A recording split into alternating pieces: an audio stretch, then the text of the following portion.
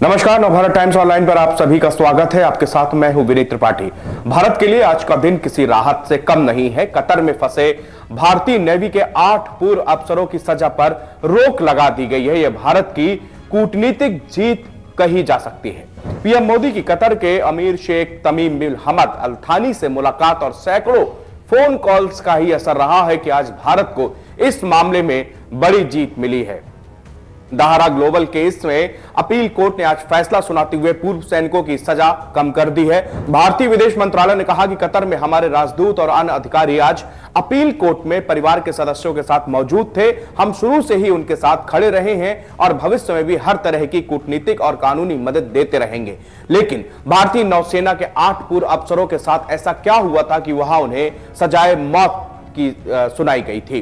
Qatar की निचली अदालत ने पिछले महीने यानी कि 26 अक्टूबर को इंडियन नेवी के 8 पूर्व अफसरों को मौत की सजा सुना दी थी। भारत ने सजा पर हैरानी जताई थी और कहा था कि वह पूर्व अफसरों के परिवार वालों के संपर्क में है और सभी तरह के कानूनी विकल्पों पर विचार किया जा रहा है। ये सभी पूर्व officer Dahra global technology and consultancy service के लिए काम करते थे।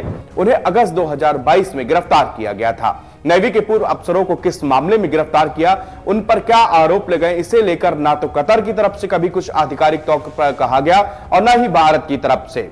भारतीय नेवी के अफसरों की मौत की सजा के खिलाफ इसी साल अपील स्वीकार हो गई थी। अफसरों की रिहाई की उम्मीद की किरण टिमटिमाने लगी थी। आज वहां की अदालत ने उनकी सजा पर रोक के साथ ही 8 सैनिकों के परिवार वालों के साथ करोड़ों भारतीय चेहरों पर भी खुशी के आंसू ला दिए।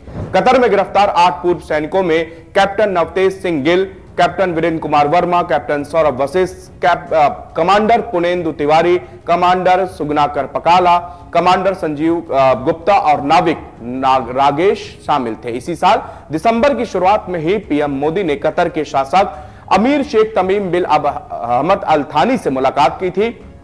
तब भी पूर्व सैनिकों की मौत के सजा वाला मामला को उठाया गया था। इस मुलाकात के बाद ही कतर की ओर से नरमी के संकेत भी मिले थे। 8 सैनिकों को दोबारा काउंसलर एक्सेस भी दिया गया था। विदेश मंत्रालय ने अपने बयान में कहा था कि कतर में हमारे राजदूत और अन्य अधिकारी आज अपील कोर्ट में परिवार के सदस्यों के साथ मौजूद थे। हम शुरू से ही उनके साथ खड़े हैं और भविष्य में भी हर तरह के कूटनीतिक और कानूनी मदद के लिए हम तत्पर रहेंगे।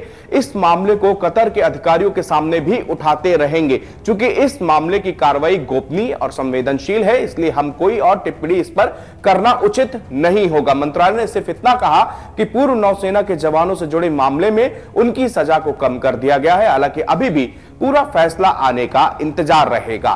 फाइनेंशियल टाइम के अनुसार 8 भारतीयों पर इजराइल के लिए जासूसी करने का आरोप लगा था। अल जजीरा की एक रिपोर्ट के अनुसार 8 पर कतर के सबमरीन प्रोजेक्ट से जुड़ी इंफॉर्मेशन को इजराइल को देने का आरोप लगाया गया था। हालांकि कतर ने अभी तक इसमें कुछ भी सार्वजनिक नहीं किया है।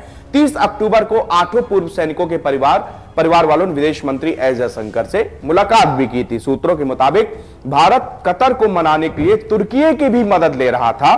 तुर्की के कतर के शाही परिवार के साथ बेहतर अच्छे संबंध है, इसीलिए भारत सरकार ने उसे मध्यस्थता के लिए अप्रोच किया था।